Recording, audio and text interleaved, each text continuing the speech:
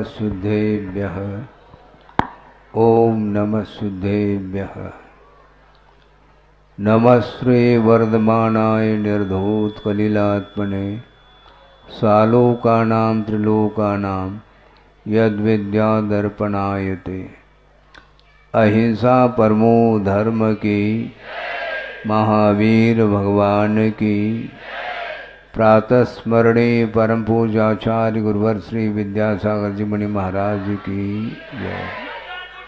संसारी प्राणी परिभ्रमण कर रहा है और अनंत काल व्यतीत हुआ है और अनेक प्रकार के पर्यायों को, और गुरुदेव का बार बार ये कहना रहता है सांसारिक कार्य तो आप लोग करते हो और धार्मिक कार्य भी आप करते हैं, किंतु इन क्रियाओं को करते समय अपने आप को भूलने का प्रयास करना चाहिए। ये जो मैं जो है ये बहुत अपने आप में आत्म तत्व को भुलाने के लिए कारण है। मैं का अर्थ क्या है? आचार्य महाराज कहते हैं मैं का त्याग करो और मैदान में आ जाओ। ये मैं का त्याग नहीं हो पाता और ये अहम का प्रतीक माना जाता है और अहंकार भाव आ जाता है तो केवल मैं के अलावा उसके दृष्टि में और किसी का अस्तित्व देखने में नहीं आता, जबकि प्रत्येक संसारी प्राणी का पृथक रूप से अस्तित्व है। इसके उपरांत भी अस्तित्व की दृष्टि से समानता देखने में आती है, किंतु समानता में उसको आनंद नहीं आता। अपने आप को हाईलाइट करने के लिए वह तत्पर होता है। बात समझ में आ रही है ऐसा लगता है, क्योंकि आपकी ताली बज रही है। अपने आप को हाईलाइट मत करो। वीआईपी ये क्या वस्तु है? अपने आप को महत्व दर्शाना जाता है। वो क्या वीआईपी वस्तु है? जीव मात्र के अपेक्षा से देखेंगे तो उसमें कोई अंतर देखने में नहीं आता। जानना, देखना और संवेदन करना संसारी प्रत्येक जीव का यह स्वभाव है, किंतु स्वभाव की ओर दृष्टि उसकी जाती नहीं है। हमेशा वह परिधि में घूमता रहता है। बहुत पुराना प्रसंग आपके सामने रख रहा हूं, जिसने सुन लिया है वह फिर से सुन ले तो ज्यादा अच्छा है, क्योंकि बार बार सुनने से ही आनंद आता है, बल्कि वह मन की एकाग्रता बनी रहती है। महाराज बार बार उसी चीज को क्या सुनना है? ठीक, फिर हम ये पूछना चाहते हैं प्रतिदिन वही दाल रोटी कब तक खाना है? ये कोई नहीं कहता है। खाने पीने की वस्तु वह रिपीट होती चली जा रही है।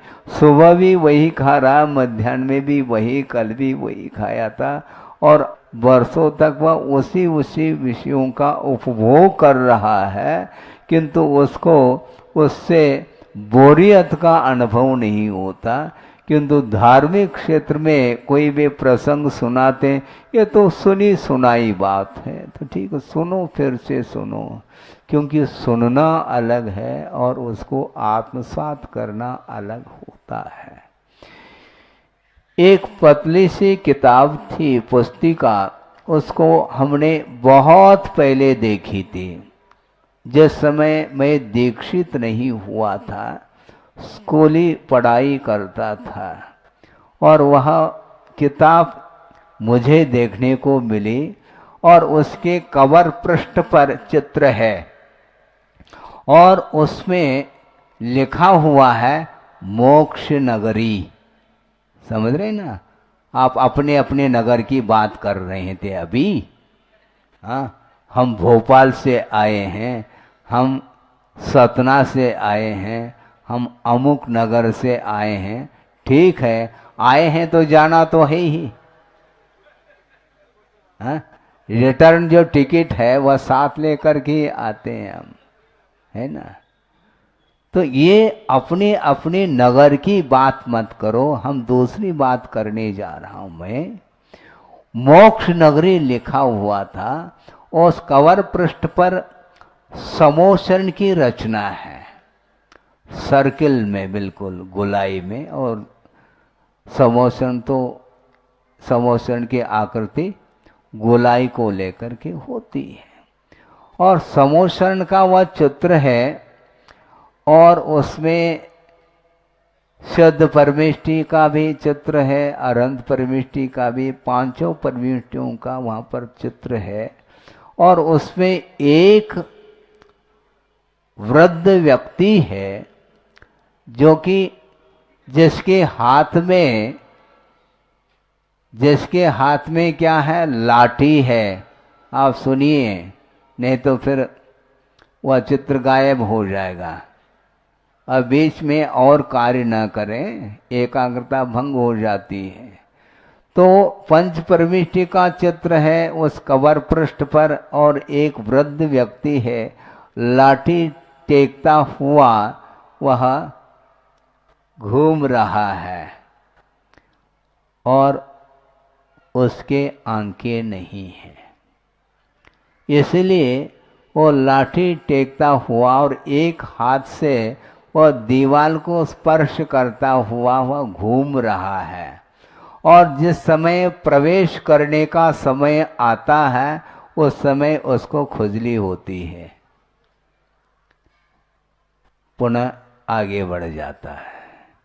और इस प्रकार वह घूम रहा है।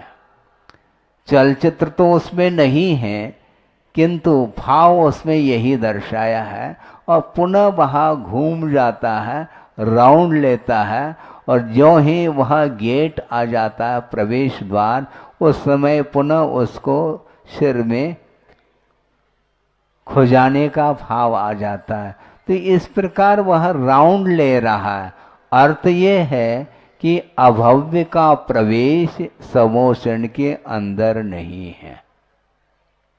सोचो, विचार करो। और आप लोग सब प्रवेश पा चुके हैं, ध्यान रखो। इसका अर्थ आप लोग भव्य हो। हाँ, निकट भव भी हो सकते हैं, कोई बाधा नहीं। दो चार भव के भीतर भी जो मोक्ष का लाभ लेता है, वह भी निकट भव के अंतर्गत ही आता है। और दूसरी बात यह है कि अभी महावीर भगवान को निर्वाण का लाभ हो करके ज़्यादा समय व्यतीत नहीं हुआ है, लगभग 2500 वर्ष है, थोड़े बहुत ऊपर नीचे सही। इसके पूर्व में उनका भी जीवन हम और आप जैसे इसी प्रकार वो भी संसार में परिभ्रमण करते हुए आए। प्रत्येक, चाहे वह तीर्थंकर हो चाहे सामान्य व्यक्ति हो, प्रत्येक व्यक्ति का जो अतीत का इतिहास है वह समानता को लेकर के, क्योंकि अनंत काल व्यतीत किया है प्रत्येक जीव ने अतीत में। इसलिए मैं कह रहा था, मैं भी बहुत दूर से आ रहा हूं, जैसे आप लोग आ रहे हैं। वस्तु तो अतीत की कोई स्मृति नहीं, अनंत भव व्यतीत हुए हैं, उसका कोई एहसास नहीं, न उसकी कोई स्मृति है। अनंत बार नरक गति को भी प्राप्त कर लिया है, तिर्यंच गति को भी प्राप्त कर लिया है, मनुष्य और देव गति को भी प्राप्त कर लिया है, एकेंद्रिय आदि जो क्षुद्र पर्याय है उनको भी प्राप्त कर लिया है। इसके उपरांत भी उसकी आंखें खुली नहीं। एकेंद्र में वैसे आंख नहीं हुआ करती, खुलेगी कैसे? किंतु उस एकेंद्रीय पर्याय से ऊपर उठ करके मनुष्य पर्याय को जिसने प्राप्त कर लिया है, उसकी आंखें तो हैं, किंतु आंखें काम कर रही हैं क्या? नहीं। उन आंखों का उपयोग किस ओर किया जा रहा है? बोलने के लिए मुख है, मुख से बोल सकते हैं, आंखों से देखा जा सकता है, कर्णेंद्र से सुना जा सकता है और मन से सोचा जा सकता है, लेकिन किसको देख रहे हैं हम, किसको सुन रहे हैं, किसका विचार कर रहे हैं, ये थोड़ा सा मन में विचार आता है कभी? आंखों के द्वारा प्रभु का दर्शन करो, है? आंखों के माध्यम से प्रभु का ही दर्शन करना चाहिए। एक दूसरे का परिचय क्यों देना चाहते हो आप? क्योंकि आंखों के माध्यम से एक दूसरे को परिचय दिया जा रहा है, किंतु उसके माध्यम से आत्मा का कोई भी परिचय नहीं हो पा रहा है। आत्मा का परिचय कराओ, एक स्वयं कोई परिचय नहीं है तो दूसरे को क्या परिचय देंगे हम? प्रभु का दर्शन करो। और ये वैज्ञानिक युग है और मोबाइल के माध्यम से निरंतर वह आंखों के द्वारा क्या देखता है, इसके विषय में ज़्यादा कहने की आवश्यकता इसलिए नहीं है क्योंकि मैं कहने के लिए बैठ जाऊं तो आप तनाव में आ सकते हैं, क्योंकि कार्य वो आप वही करते हैं रात दिन। बिल्कुल सही कह रहा हूं मैं, क्योंकि संसारी प्राणी का मन धार्मिक क्षेत्र में बहुत अल्प मात्रा में लगता है। धार्मिक सभा में आकर के बैठ तो जाता है, किंतु उसका मन किसमें लगा हुआ है ये हम नहीं कह पाते। कहाँ कह सकते हैं हम? आपके भीतर कौन कौन से विचार उत्पन्न हो रहे हैं ये मेरा विषय ही नहीं है। और मान लो वह मोबाइल बजने लग जाए, फिर धीरे से सभा से वह बाहर उठ करके चला जाता है। माइक से मैं बोल रहा हूं, किंतु यह उपदेश, यह शब्द कानों में आ तो रहे हैं, किंतु मोबाइल की ध्वनि जल्दी सुनने में आती है। महाराज, कोई कहता है महाराज हम वृद्ध हो गए हैं, बोलने में भी बहुत धीमी धीमी आवाज आ रही है, और वह कहता है बुंदेलखंड कची दिखात नहीं है, मुझे कुछ देखने में नहीं आता महाराज, कुछ सुनने में नहीं आ रहा। अच्छा, मोबाइल की बात कैसे सुनने में आती आपको? वृद्ध होने के उपरांत भी अभी भी वह मोबाइल का प्रयोग कर रहा है। इतने धीमी धीमी आवाज जो आ रही है मोबाइल में, उसको सुनने की क्षमता तो है, किंतु महाराज क्या बोल रहे हैं वो हमें सुनने में नहीं आता। आपको सुनना ही नहीं तो मैं क्या कर सकता हूँ? है? आपकी कान तेज नहीं है क्या? कई लोग, शाम को मैं सुनता रहता हूँ, भजन बोलते रहते हैं कुछ महिलाएं कि कान बड़े तेज हैं महाराज के, किंतु हमारे अत्रो अत्र को सुनते नहीं है, ऐसा बोलते हैं। सुनत नहीं है ऐसा बोलते हैं। मैं क्या करूं बताओ? भाव तो उनका ये है कि बस महाराज जो है हमारे सामने ही खड़े हो जाए, बस तो किसी एक ही जगह तो मैं खड़ा हो जाऊंगा, इसलिए कभी कभी घूम करके आकर के किसी स्थान पर खड़ा हो जाता हूं, ताकि सबको थोड़े बहुत संतुष्टि मिल जाए। कम से कम हमारे द्वार तक आ तो गए महाराज। सबका भाव है, किंतु बहुत जल्दी धार्मिक भाव डिलीट हो जाते हैं, क्योंकि संस्कार अनादिकालीन हैं, वह स्थिर नहीं रह पाते हैं। अपने लिए जो रुचिकर वस्तु है उसी ओर बार बार बार बार उपयोग चला जाता है। इसी का नाम मोह है। और मोह के प्रसंग को लेकर के एक प्रसंग आपके सामने मैं रख रहा हूँ। गुरुदेव ने भी प्रवचन के दौरान उस प्रसंग को रखा था। बहुत पुराना प्रसंग है वो, कि रात का समय है, इसलिए ज़्यादा पूर आया है कि एक डैम था, डैम, बांध जिसको बोलते हैं। बारिश के कारण तो नदी में बाढ़ आई है, इसके साथ साथ उस बारिश के कारण वह बांध टूट जाता है, और टूटने के कारण फिर कहना ही क्या। और उसी समय चारों ओर समाचार पहुंचाया गया, इर्द गिर्द जहाँ कहीं भी जो लोग थे झोपड़ी पट्टी आदि रहने वाले, उनको खाली कर दिया गया।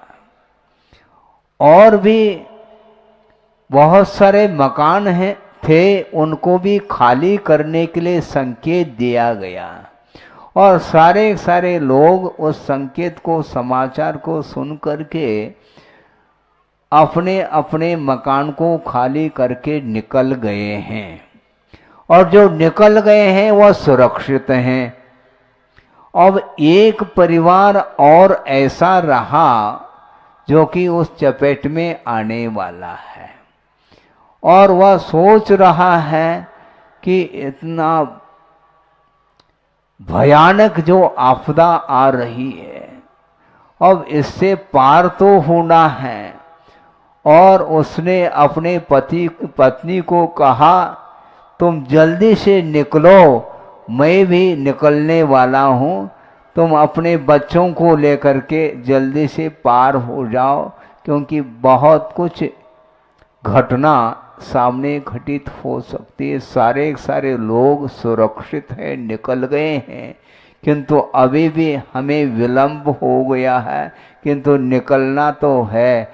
इस प्रकार उसने कहा, तो पत्नी और उसके छोटे छोटे बच्चे सारे जल्दी जल्दी पार हो गए।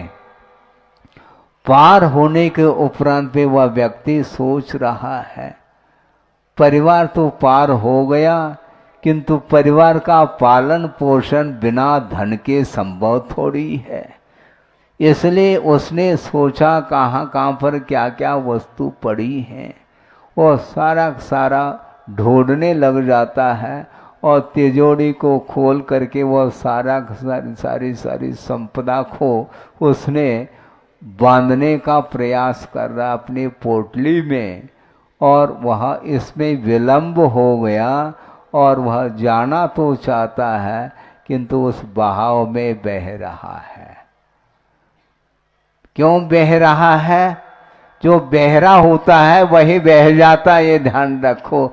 सारे लोग तो एक बार समाचार सुनते ही निकल गए, और इसने आनाकानी कर ली, और थोड़ा बहुत और जो है प्रबंध करने के लिए लग गया, और बहाव में बहता चला जा रहा है, और वह डूबता चला जा रहा है, और उस बाढ़ में बहता गया है, और उसका अवसान हुआ है। किंतु उसकी मुट्ठी में जो पोटली थी वो अभी भी बंधी हुई पाई गई। सोचो, इसको बोलते व्यामोह की पराकाष्ठा, मोह की पराकाष्ठा इसी को बोलते हैं। अपने जीवन की रक्षा की बात नहीं, किंतु जीवन की रक्षा के लिए वह धन संपदा की ओर दृष्टि जाती है।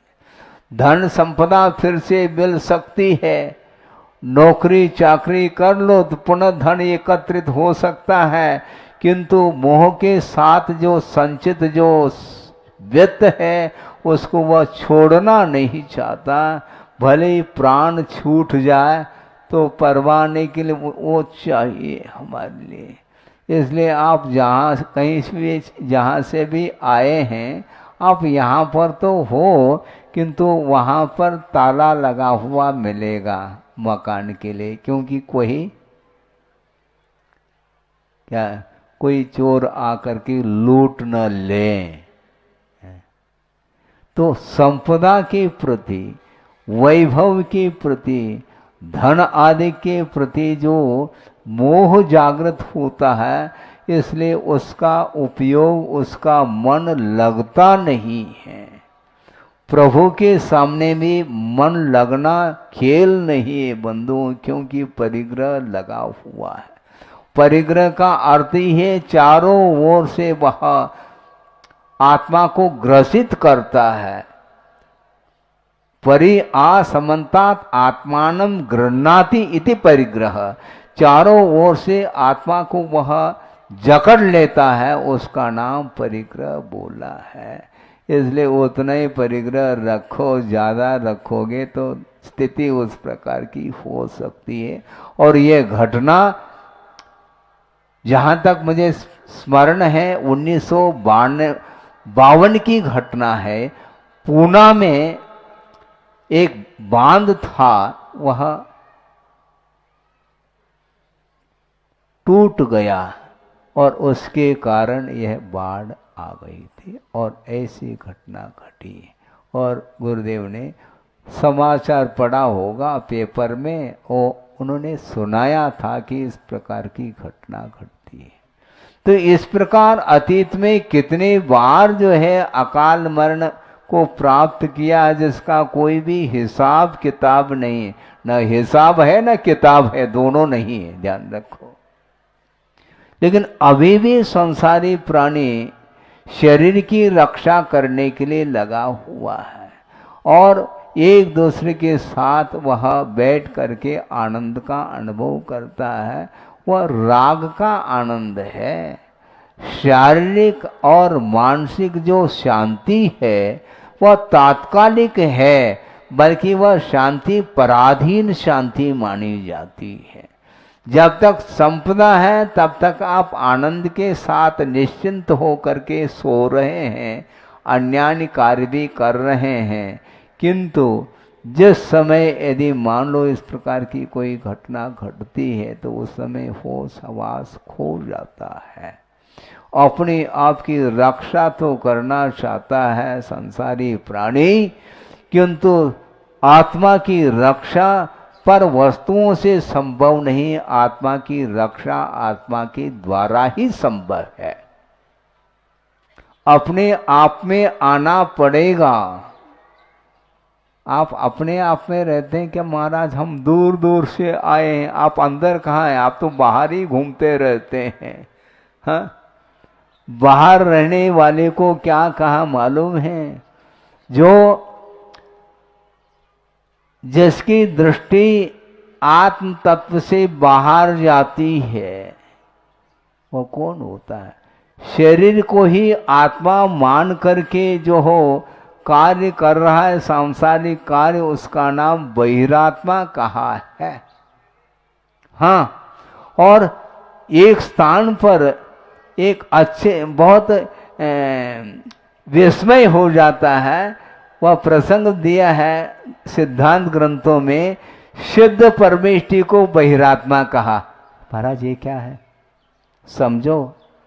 शुद्ध परमेष्टि को बहिरात्मा इसलिए कहा, वह शरीर से बाहर निकल चुके हैं वो। हाँ, जो शरीर के भीतर बैठा है वह अंतरात्मा है और शरीर के बाहर निकल गया वो बहिरात्मा है। ये विवक्षा है आचार्यों की, इसलिए आपको भी बाहर निकलना है, ध्यान रखो। घर से बाहर नहीं, किंतु इस शरीर से अपने आप को बाहर करना है। शरीर के साथ जब तक आत्मा का संबंध रहेगा तो शारीरिक दुख का ही अनुभव करता चला जाएगा। एक कांटा भी गड़ जाता है, वह हिल जाता है वह व्यक्ति, और वह जब तक निकलता नहीं तब तक उसका शल्य बना रहता है, वह चल नहीं पाता है। एक मच्छर भी बैठ जाओ तो वह परेशान हो जाता है। वह चौरेंद्रिय, ध्यान रखो, मच्छर बहुत छोटा सा है किंतु पंचेंद्रिय को हिला देता है वो है? बिल्कुल ऐसा ही होता है वो। और रात में निद्रित अवस्था में भी वह अपने हाथ को वहीं पर ले जाता है जहां पर मक्खी आदि बैठी है। ये सब क्या है? ये अबुद्धि पूर्वक जो चेष्टाएं हो रही हैं, ये चेष्टा भी कर्म के अधीन ये चेष्टाएं मानी जाती हैं। डेड बॉडी में कभी भी वह हाथ हिलता ही नहीं। वो डेड बॉडी, उसके ऊपर भी मक्खी मच्छर बैठे हो सकते हैं, किंतु हाथ हिल ही नहीं रहा, क्योंकि हाथ को हिलाने वाला चला गया ना। समस्या ये है, जब आत्मा चली जाती है तो शरीर है, जड़ है, उसमें किसी भी प्रकार से क्रियाएं देखने को नहीं मिलती। किंतु जीवित अवस्था में भी जो भी क्रियाएं आप लोगों की हो रही हैं वह कर्म के अधीन हो रही हैं, ये ध्यान रखो। जब तक आयु है, जब तक जीवन है, तब तक आप एक दूसरे के बीच में बैठ करके आनंद का अनुभव करते हैं राग की दृष्टि से। किंतु एट ए टाइम कभी भी वह ऑफ हो सकता है, शांत हो सकता है, इन्हें मरण हो सकता है। ये हमेशा ईश्वर दृष्टि क्यों नहीं जाती? मरना सबको एक दिन अपनी अपनी बार। किसको सुनाना चाह रहे हैं आप? एक दूसरे को सुनाने में लगे हैं। समस्या ये जा रही है, 12 भावना अपने आप को सुनाओ, दूसरे को नहीं। मरना सबको एक दिन अपनी अपनी बार। इस प्रकार जब चिंतन का विषय बनता है तो भैया फिर कौन सा पदार्थ शाश्वत है? जब शरीर ही छूटने वाला है तो संपत्ति तो बिल्कुल ही पृथक है हमसे। जहाँ देह अपनी नहीं तहाँ न अपनों को। ये सारे आप लोगों को ये पंक्तियाँ कंठस्थ हैं, किंतु आचार्य कहते हैं कंठस्थ करने से कुछ नहीं होने वाला, हृदयंगम होना चाहिए, हृदयस्थ होना चाहिए। जब मरना है एक दिन तो किसकी इच्छा है? जीने की इच्छा आदि आदि क्या मामला है ये। किंतु महाराज ये आपका विषय हमारे लिए तो आउट ऑफ कोर्स जैसा लग रहा है। आप 12 भावना है, वैराग्य भावना है, षोडश कारण भावना है, मेरी भावना है, आप पढ़ो। फिर तेरी भावना क्या है हम पूछना चाहते हैं। हाँ, मेरी भावना तो है, मैं पढ़ ही रहा हूँ, तेरी भावना क्या है मुझे बताओ तो सही। महाराज हमारी भावना तो इससे भिन्न है।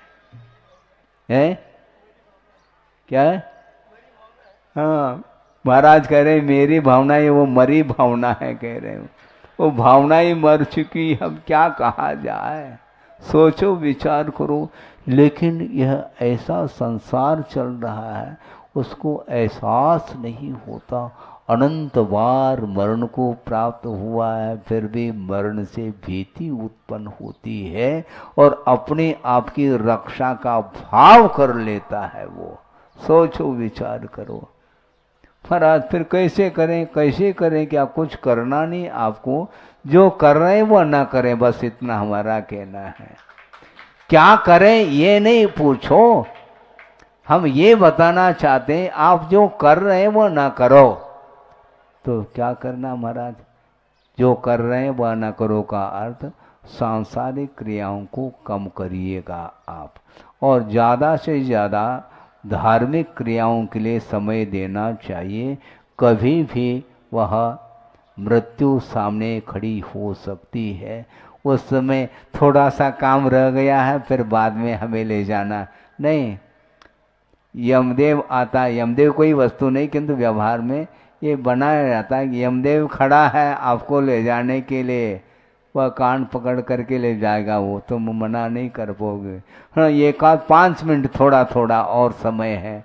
हाँ, एक थोड़ा सिग्नेचर करना है, उसको करके आता हूँ, तब आप ले जाना। नहीं, कुछ नहीं, मैं कर लूँगा सिग्नेचर, तुम्हें करने की आवश्यकता, चलो। ये कहता है वो। मरण आ गया तो रुक नहीं, वो गाड़ी रुक नहीं सकती, एक समय के लिए भी संभव नहीं। हाँ, हालांकि स्वर्ग में अकाल मरण नहीं है, किंतु अंतिम समय में आया है तो वो बस अनंतर समय में वह निकल जाएगा। और इतने सागरोपम आए तक हम कितनी अप्सराएं हैं वहां पर। एक देव के प्रति मिनिमम 32 देवांगनाएं रहती हैं और मैक्सिमम तो कुछ अनगिनती है। अरबों की संख्या हो जाती है, करोड़ों की संख्या हो जाती है, और उसके उपरांत विक्रिया के माध्यम से और संख्या बढ़ती चली जाती है, और सागरोपम आयु तक उस विलासतामय जीवन जिया है। इसके उपरांत जिस समय मरण का समय आता है, चलो कहाँ नहीं पूछो, जहाँ चलना है वहाँ पर चलना है बस।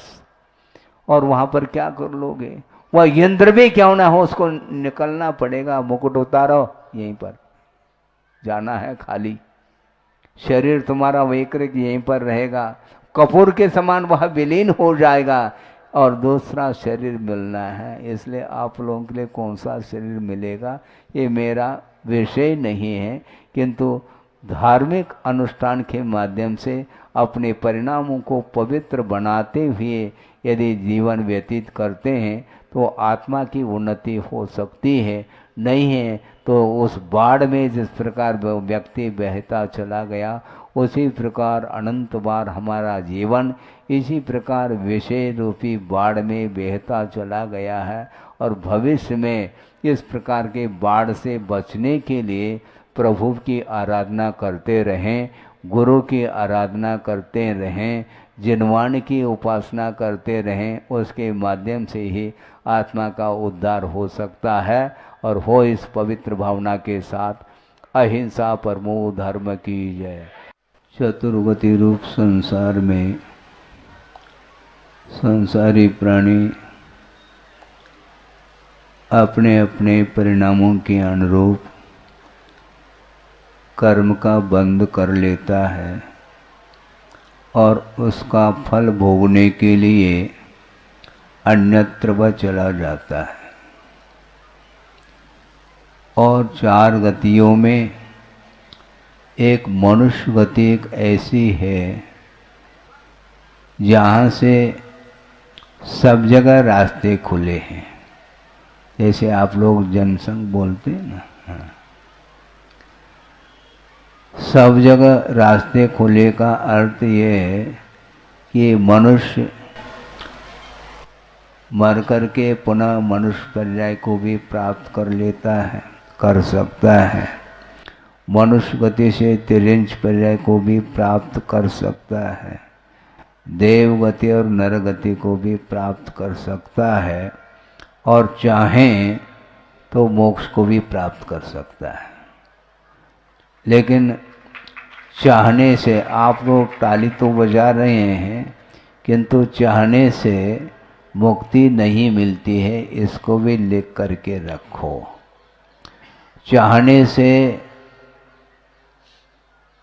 इच्छा के माध्यम से सांसारिक संपदा तो फिर भी मिल सकती है पुण्य के उदय में, किंतु मोक्ष को प्राप्त करने के लिए आप सब लोग आतुर हैं। किंतु जहाँ से आप आए हैं अपने अपने वाहनों के माध्यम से, उन वाहनों का मुख किधर है हम पूछना चाहते हैं। जहाँ से आए हैं उधर ही वाहन का मुख पहले से ही खड़ा करके रखा है। इससे स्पष्ट है आप चाहते तो मुक्ति, किंतु अपने अपने जहाँ से आप आए हैं वहीं पर जाने का संकल्प आपका है। रिटर्न जो टिकट जो है ना, पहले से रिजर्वेशन हो जाता है और आराम के साथ आप पहुँच जाते हैं वहाँ पर। अर्थ ये है कि केवल चाहना अलग वस्तु, किंतु जिस वस्तु को हमें प्राप्त करना है उसी रास्ते से उसी दिशा की ओर मुड़ना पड़ता है। रास्ता एक है, दिशाएं दो हैं। दिशाएं 4 भी हो सकती हैं, 400 भी हो सकती हैं, किंतु रास्ता तो एक ही है। जैसे यहाँ से एक रास्ता गया है, मान लो यहाँ से बंडा के लिए गया है, और बंडा में बैठेंगे तो खजुराहो के लिए रास्ता है। रास्ता दो नहीं है, दिशा दो है। खजुराहो से बंडा, बंडा से खजुराहो, अथवा खजुराहो से खुरई, खुरई से खजुराहो। खजुराहो से बंदाजे, बंदाजे से खजुराहो। रास्ता तो एक ही है, दिशाएं अनेक हैं। इसलिए आप जिधर जानने की आपकी भावना है उधर ही गाड़ी मुड़ जाती है। बल्कि कहने में आता है कि गाड़ी मुड़ रही है, मोड़ा जा रहा है। गाड़ी अपने आप नहीं जाती, ड्राइवर उसको ड्राइविंग करता है, तब गाड़ी बढ़ती है। जिधर मोड़ना है उधर वह गाड़ी मुड़ जाती है। वह मोबाइल है, ट्रेन नहीं है वो। लेकिन ट्रेन में भी थोड़े बहुत एंगल में अंतर तो आ ही जाता है। अर्थ यह है कि हमारा जो लक्ष्य है, उद्देश्य है, प्रयोजन है, उसके अनुरूप ही कार्य संपादित होता है। इसलिए मोक्ष को प्राप्त करने का भाव अलग वस्तु। अभी वहाँ पर मैं बैठा था, एक सज्जन बैठे थे, शायद हो सकता सभा में भी वो होंगे। उनका ये कहना था कि महाराज कि जहाँ पर हम लोग रहते हैं भगवान की आराधना अधिक भी करते हैं, इसके उपरांत भी कर्म बंध की वह श्रृंखला टूटती है क्या नहीं, वह कर्म बंध की जो धारा है उसमें कुछ परिवर्तन आता है क्या नहीं आता है, उनका ये भाव था। किंतु अपनी अपनी योग्यता के अनुरूप ही हम कर्म बंध से दूर हो सकते हैं। अलग अलग कक्षाएं जिस प्रकार होती हैं, उन कक्षाओं में छात्र पढ़ते हैं। 10वीं कक्षा का कोई छात्र है, वह अपने सिलेबस के अनुरूप वह पेपर आदि लिखता है, और अन्य जो कक्षाओं में बैठे हुए जो छात्र हैं वह अपने अपने कक्षा के अनुरूप ही उनका ज्ञान का विकास होता है। कक्षाएं अलग हैं, कक्षा एक हो सकती है और ये कक्षा में अनेक छात्र अध्ययनरत होते हैं, किंतु एकाध ही छात्र मेरिट में आ जाता है और सारे सारे छात्र मेरिट में नहीं आते हैं। जबकि उसी कक्षा में कोई सेकंड पोजीशन में आ जाता है, कोई थर्ड पोजीशन में आ जाता है, कोई पासिंग मार्क लेकर के आता है और बिल्कुल कोई एक मेरिट में आ रहा है। पढ़ाने वाले तो वही एक ही टीचर हैं। अलग अलग सब्जेक्ट के अपेक्षा से टीचर भिन्न भिन्न भी हो सकते हैं, किंतु जो टीचर जिन छात्रों के लिए पढ़ा रहे हैं उनमें किसी भी प्रकार से कोई भी पक्षपात नहीं है। पढ़ाई सबकी हो रही है, किंतु सबका पुरुषार्थ अलग अलग किस्म का होता है। उसके कारण उसमें उतार चढ़ाव देखने में आता है।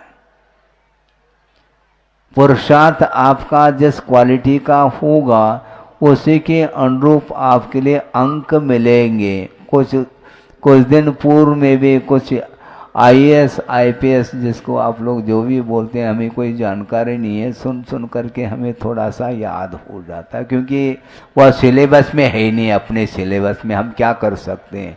मोक्ष मार्ग में लौकिक संबंधी जो ज्ञान है वह बहुत दूर रह जाता है। ज्ञान के अपेक्षा से समानता है, किंतु ज्ञान में क्षेत्र संबंधी विषय संबंधी अलग अलग वह बढ़ जाता है। जैसे कोई व्यक्ति एक डॉक्टर लाइन में चल रहा है और एमडी बन गया, DM बन गया, आदि आदि। इसी प्रकार न्याय के क्षेत्र में भी अलग अलग एडवोकेट अलग होते हैं, जस्टिस अलग होते हैं, सुप्रीम कोर्ट के अलग होते हैं, हाई कोर्ट के अलग होते हैं। ये सारे सारे फैकल्टी हैं। और उसी प्रकार ये लौकिक क्षेत्र संबंधी भिन्न भिन्न फील्ड संबंधी जो ज्ञान होता है वह सामान्य नहीं कहलाएगा, किंतु वह विशेष कहलाएगा। उसी प्रकार परमार्थ संबंधी जो ज्ञान है वह अलग ढंग का है, जिसके माध्यम से मोक्ष का मार्ग प्रशस्त हो जाता है। आपको मोक्ष मार्ग पर चलना है क्या संसार के मार्ग पर ही चलना है? बोलो। सब व्यक्ति यही कहेंगे महाराज हमें तो मोक्ष ही पहुंचना है। तो रास्ता किस रास्ते पर? जिस रास्ते पर आप चल रहे हैं उस रास्ते को मोड़ना पड़ेगा। हम नहीं मोड़ सकेंगे। आपका रास्ता मुड़ जाए, संसारिक क्षेत्र से मुड़ करके परमार्थ की ओर आपकी दृष्टि हो जाए, ये हमारी भावना हो सकती है, किंतु स्वयं की भावना के ऊपर ही वह सारा सारा कार्य निर्धारित हो जाता है। इसलिए हम ज़्यादा नहीं कहना चाहते हैं, क्योंकि सुना है कि मध्याह्न में भी रखा है, बताते हैं कार्यक्रम। वो कौन सा कार्यक्रम वो जाने। ऐसा लगता है कि एक नाश्ता अलग है और भोजन अलग है। ये हो सकता है, होने के लिए इतना ही अंतर हो सकता है।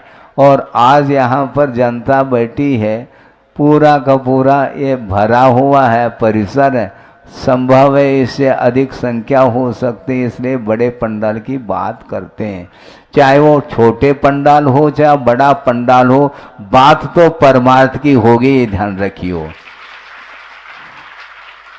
लौकिक क्षेत्र की बात यहाँ पर संभव ही नहीं है। कई लोग आते हैं, महाराज हमारे लिए आशीर्वाद दे दो, आशीर्वाद दे दो। किसके लिए आशीर्वाद दूँ, ये हमें विकल्प होता है। महाराज आपको क्या हाथी तो उठाना है? हाँ, हाथी उठाना है क्या घोड़ा उठाना है? समझ में नहीं यार।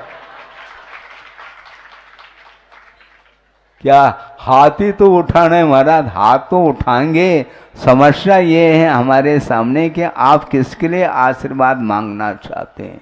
दुकान मकान फैक्ट्री इत्यादि को लेकर के आप यदि मान लो आशीर्वाद चाहेंगे तो उसकी पूर्ति तो भगवान भी नहीं कर पाएंगे, ये ध्यान रखो।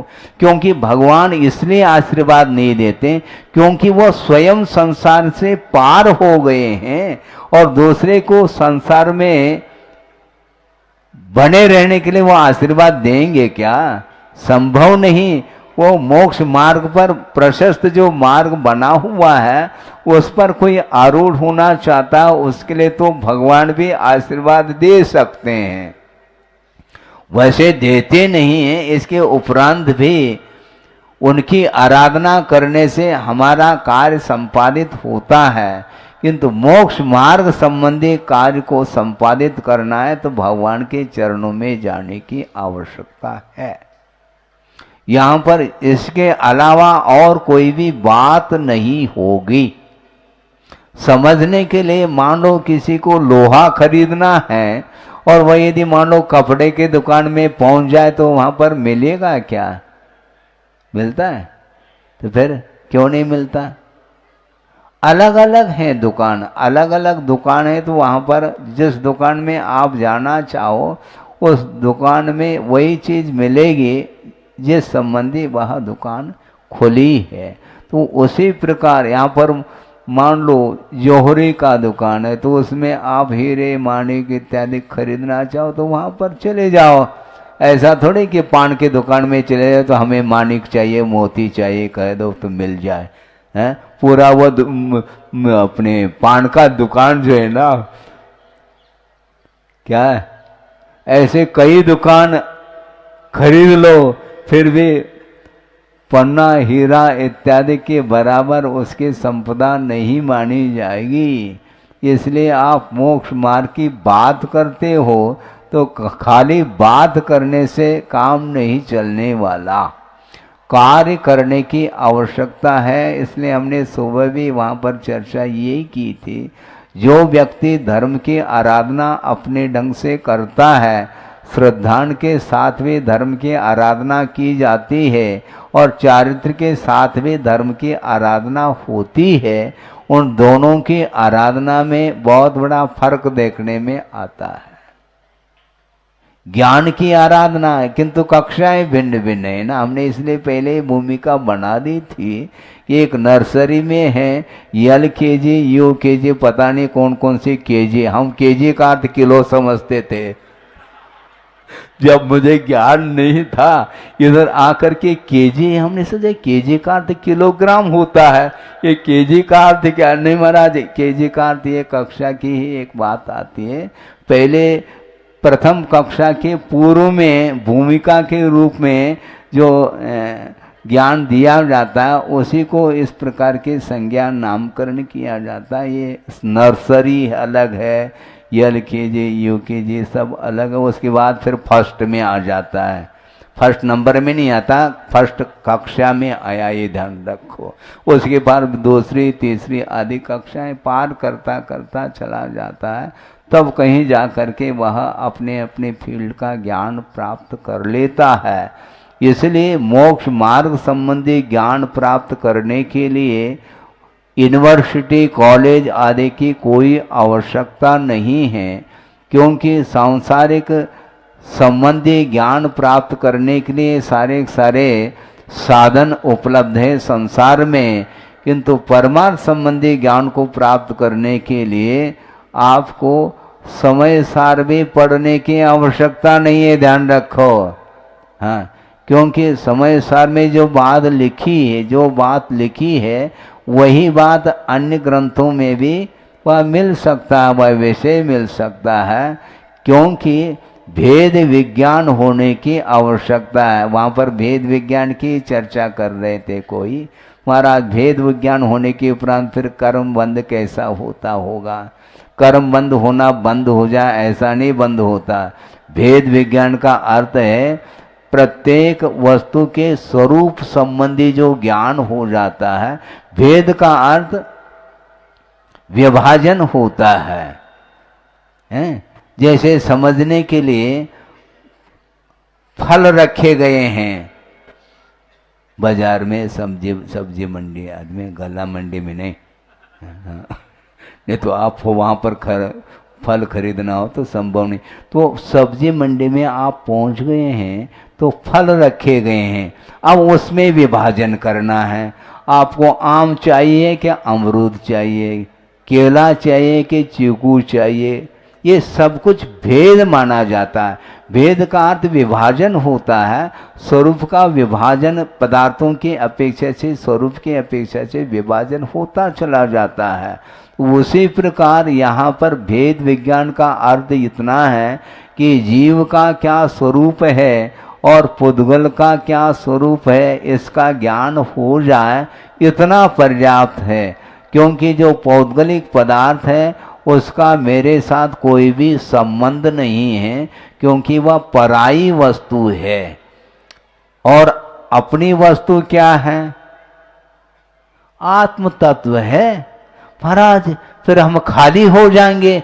खाली क्या, आप भरना किससे चाहते हो आप? आत्म तत्व में कि सब कुछ छोड़ देंगे तो हम खाली हो जाएंगे। तो खाली होने का नाम ही मोक्ष है, ये ध्यान रखो। आप अपने अपने दुकान को भर रहे हैं, तिजोरी भर रहे हैं। तिजोरी को खाली कर दो, स्वर्णोदय है, ये ध्यान रखो। देखो ताली बजाते, स्वर्णोदय की कमेटी ताली बजाती, बाकी लोग नहीं, क्योंकि उनको देना पड़ेगा, फिर समस्या क्या है।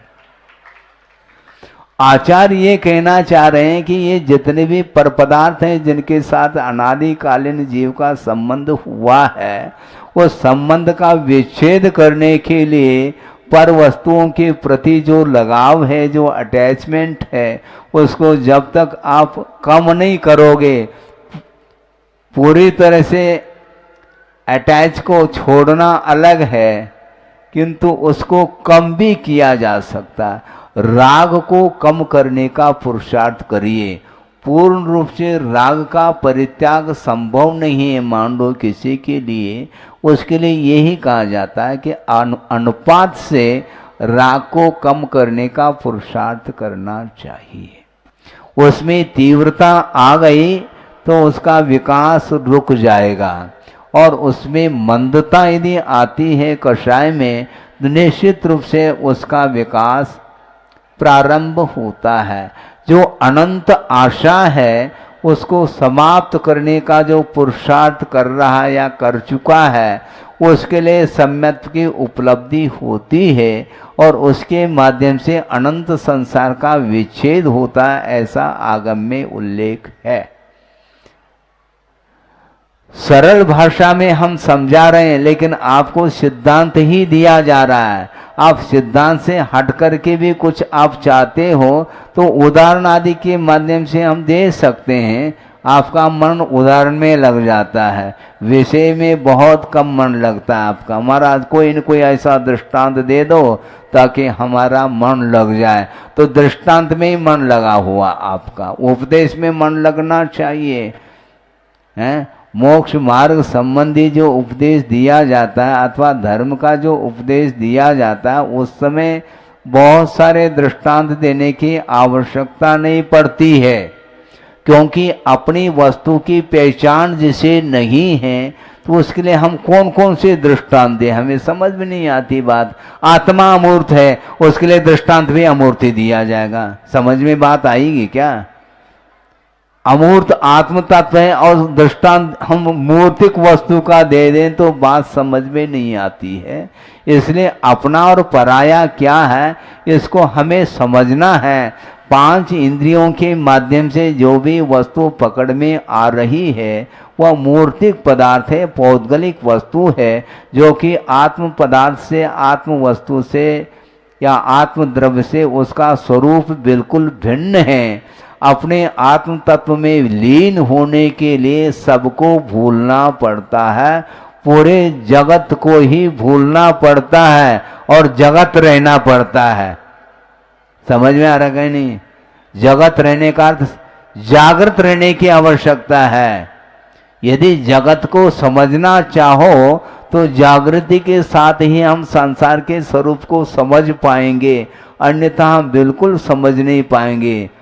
कुछ ऐसे भी लोग हैं जिनका उपयोग उपदेश सुनने में नहीं किंतु फोटो लेने में उनका मन है। अभी सोचिए, यहीं पर समझ में आ रहा दृष्टांत, आप ही लोगों का दृष्टांत हमें मिल रहा है।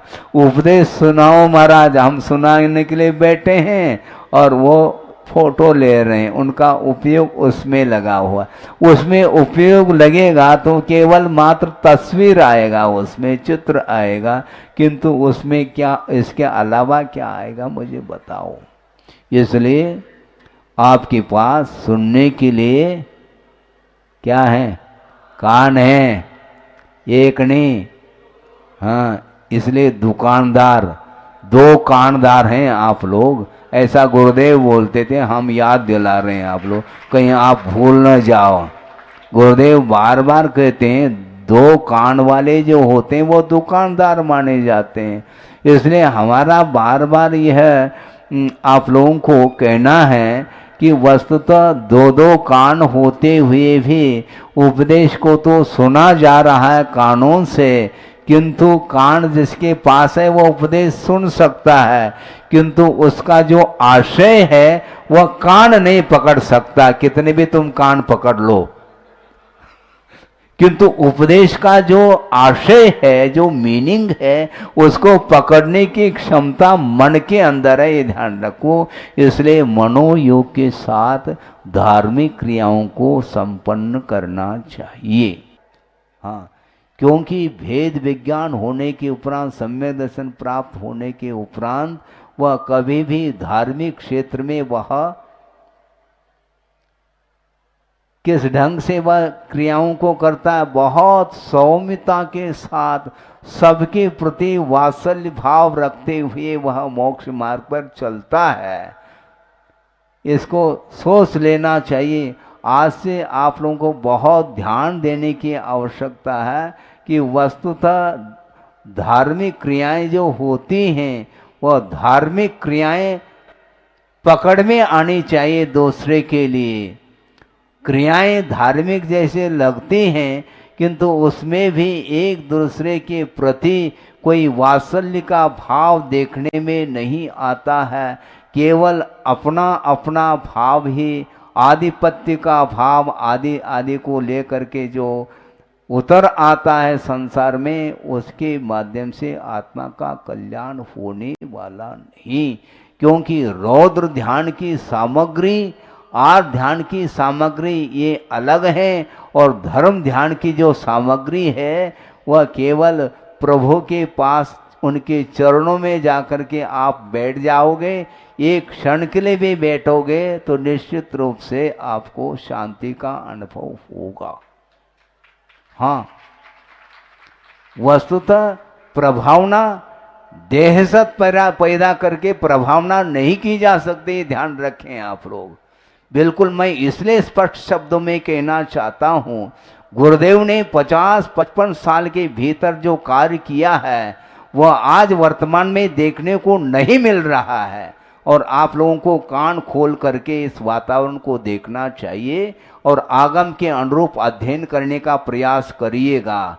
मात्र शिविर लगाने का नाम प्रभावना नहीं, किंतु वो शिविर के अंतर्गत जो छात्र आते हैं, जो बैठ जाते हैं लोग, वो शिविर में भाग लेते हैं, उनको क्या परोसा जा रहा है इस ओर ध्यान देने की आवश्यकता है आप लोगों को। मुझे किसी बात का कोई भय इसलिए नहीं है क्योंकि आचार्यों की ये आज्ञा है और आगम की आज्ञा है, सत्य का प्रतिपादन करने के लिए कभी भयभीत नहीं होने की कोई आवश्यकता नहीं, क्योंकि धर्म का आलम्बन लेने वाला व्यक्ति कभी भी भयभीत नहीं होता।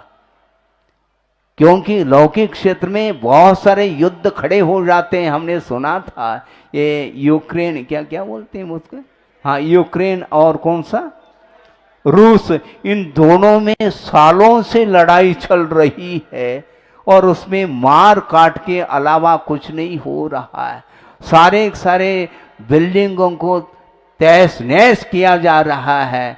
उसी प्रकार का वातावरण यदि धार्मिक क्षेत्र में होगा तो ऐसी स्थिति में बहुत हानि होगी। बंधु, आप लोगों को ध्यान रखना चाहिए, आंखें खोल करके, आगम को खोल करके अपने बच्चों के ऊपर और अपने परिवार के ऊपर धार्मिक संस्कार आगम के अनुरूप डालने की आवश्यकता है। और समय रहते हुए आप सचेत हो करके, आप अलर्ट हो करके, सावधानी के साथ आप आगे आएंगे तो धर्म टिकने वाला है, अन्यथा तांडव नृत्य करने से धर्म समाप्त होगा, ये ध्यान रखो। ये समय आया है, इसी को बोलते हैं अवसरपीढ़ी। दहशत देने का नाम धर्म प्रभावना नहीं, किंतु वस्तुतः आचार्यों ने ये लिखा है, सम्यक दृष्टि को ज्यादा उपदेश देने की आवश्यकता नहीं है।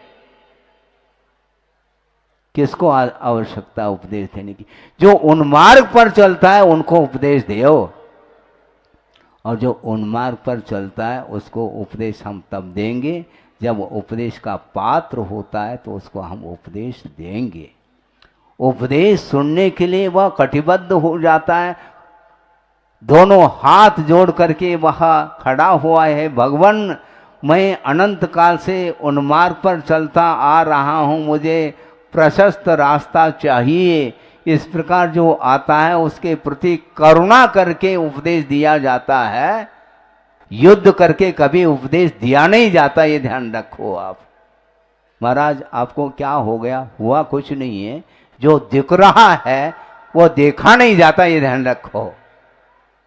आप समझ रहे हैं क्या? नहीं, हाँ बिल्कुल। और गुरुदेव का ये संकल्प है और था उनका, और आगे भी वही संकल्प हम लोगों के लिए दे करके गए हैं।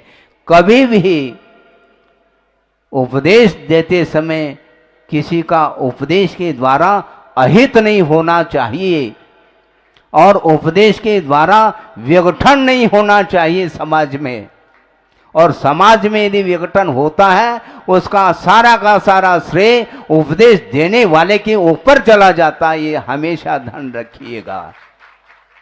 और आज मीडिया का जमाना है, अनेक प्रकार के चैनल चल रहे हैं, और जिनवाणी भी चैनल है, और चैनल के माध्यम से जिनवाणी का प्रचार प्रसार जो किया जा रहा है वह आगम के अनुरूप होना चाहिए, अन्यथा बहुत जल्दी वह धर्म में, समाज में विघटन निश्चित रूप से आएगा। वस्तुतः हो क्या रहा है, आगम का अध्ययन कोई करता नहीं। मान लो उपदेश देने वालों के माध्यम से यदि मान लो जो श्रोतागण हैं उनकी थोड़ी बहुत प्रशंसा कर लेते हैं तो उस ओर होता चला जाता है, इसका नाम प्रशंसा थोड़ी है। आचार्य महाराज ने ये कहा था कि वस्तुतः प्रशंसा भी जहर का काम कर सकता है। हाँ, अति प्रशंसा के माध्यम से व्यक्ति को अपनी ओर आकर्षित करने का जो एक भाव है वह वस्तुतः धर्म की प्रभावना नहीं कहला सकती। धर्म की प्रभावना का अर्थ भगवान ने जो प्रकाशित किया धर्म को, उसको हमें आगे बढ़ाना चाहिए। अपने आप को प्रकाशित होने का जो भाव है वह प्रभावना का अंग नहीं कहला सकता, क्योंकि जनता ज़्यादा है और सारे बैठ करके जनता सुन रही है। और हमारा कर्तव्य है, और गुरुदेव ने जो कर्तव्य हमारे लिए सौंपा है उस कर्तव्य को हमें करना है, और उस कर्तव्य के लिए आप लोगों का योगदान अपेक्षित है।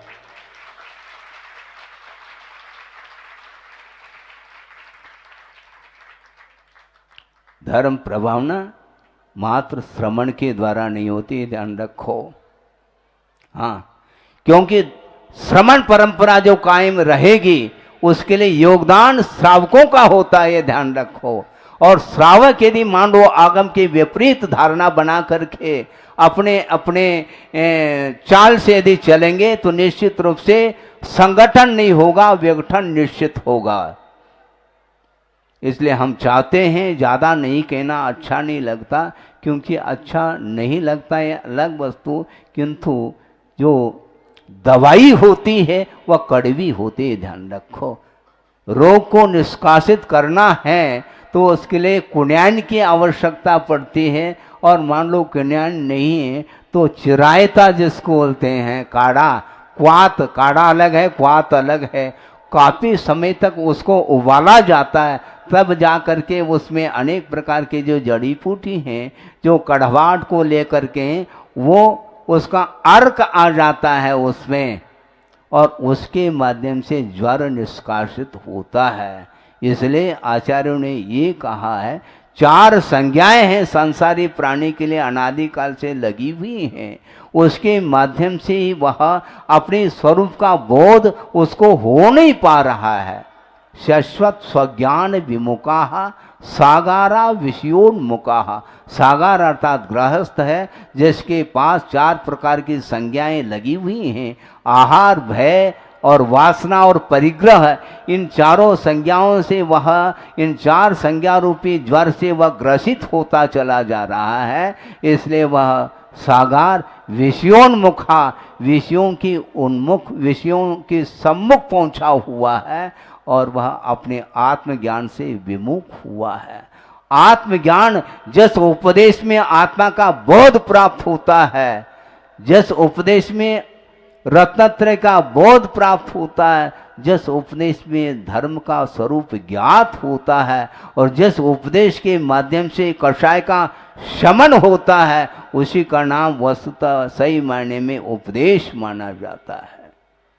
एक हाई को हमने पहले भी रखा था, आज 2 मिनट लेकर के इसको पूर्ण कर रहा हूँ कि गुरुदेव का क्या कहना है, जीवन का उद्देश्य क्या होना चाहिए। जीवन का क्या उद्देश्य होना चाहिए बता रहे हैं, जीवनोद्देश्य जिनादेश पालन अनुपदेश। जीवन का उद्देश्य होना चाहिए जिनेंद्र भगवान के आदेश का पालन, और वो भी बिना उपदेश के आदेश का पालन होना चाहिए।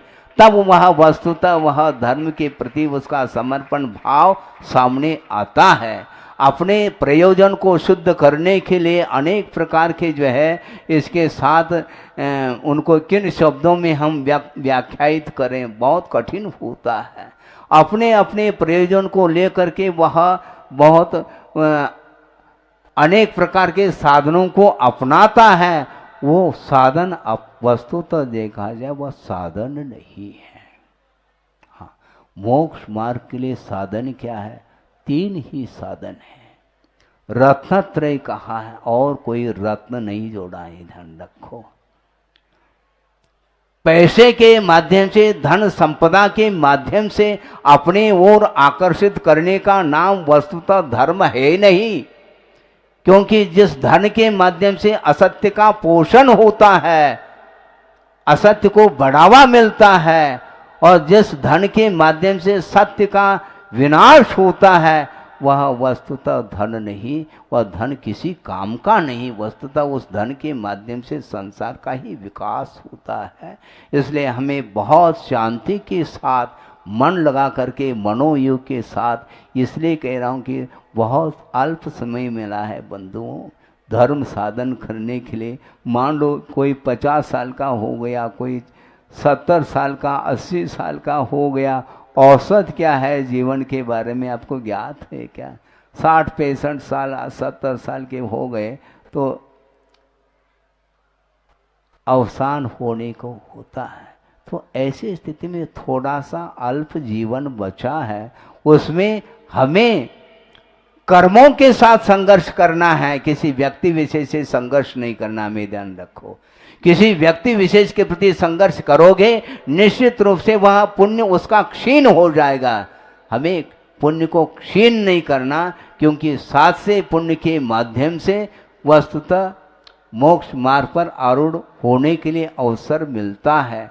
सामान्य पुण्य अलग है और वह पुण्य कहलाता पुण्यानुबंधी पुण्य, जिसके माध्यम से मोक्ष मार्ग पर आरूढ़ होने के लिए अवसर प्राप्त होता है। इसलिए शांति के साथ बैठ करके देव शास्त्र गुरु की आराधना करने के लिए निस्वार्थ भाव के साथ कर्म के विच्छेद करने के लिए, संसार का विच्छेद करने के लिए आप बैठ करके 5 मिनट भी स्वाध्याय करते हैं तो आपके स्वाध्याय करने की सार्थकता शुद्ध होती है और वस्तुतः वही सही उपदेश माना जाता है और समीचीन धर्म का स्वरूप भी वही है।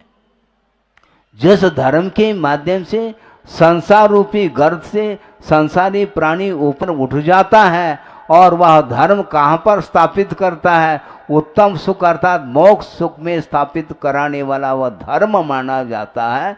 संघर्ष का नाम धर्म नहीं है, वस्तु का जो स्वभाव है उसका नाम धर्म माना है और वस्तु की जो वैभाविक परिणति है, जो अशुद्ध परिणति है, उसी का नाम संसार कहा है। इसलिए संसार के स्वरूप को और मोक्ष के स्वरूप को ज्ञात करके, आगम के माध्यम से ज्ञात करके अपने आप को संभालने की आवश्यकता है।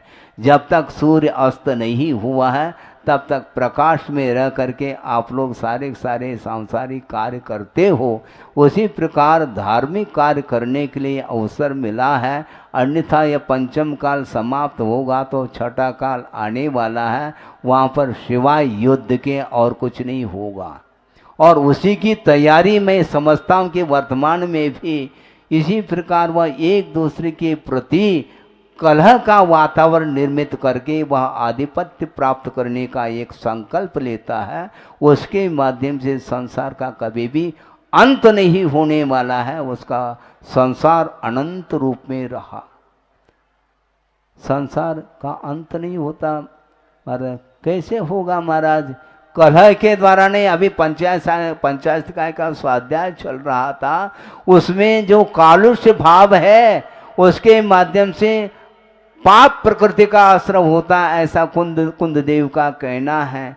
कालुष्य भाव का अर्थ विकृत परिणाम का नाम, वैकारिक परिणाम का नाम ही कालुष्य भाव है। उसके माध्यम से पुण्य का आश्रय भूल जाओ, पाप का ही एकांत रूप से पाप का आश्रय होता है। इसलिए पाप के आश्रय के द्वारा वह संसार का निर्माण करता है संसारी प्राणी। समय आपका हो गया है, मैं सोच रहा था थोड़ा सा नाश्ता के रूप से परोस दूं, किंतु भोजन से भी ज़्यादा हो गया ऐसा लग रहा है मुझे। हाँ बिल्कुल, आप बिल्कुल श्रद्धान और श्रद्धान सामान्य हैं। सामान्य और विशेष में क्या है अंतर है आप पूछ रहे थे। श्रद्धान सामान्य है और समर्पण विशेष है। हाँ, सच्चे देव शास्त्र के प्रति और गुरु के प्रति श्रद्धान रखना अलग, इसके बाद जो समर्पण भाव आता है उसके माध्यम से कल्याण होने वाला है। इसलिए सबके पास वही शक्ति है जो प्रभु के पास है या उनकी अभिव्यक्ति हो गई है। इसलिए देव गुरु शास्त्र के प्रति श्रद्धा का भाव जागृत होता है। निश्चित रूप से जो शक्ति है, अनंत शक्ति, वह उद्घाटित हो सकती है, हो इस पवित्र भावना के साथ अहिंसा परमो धर्म की जय।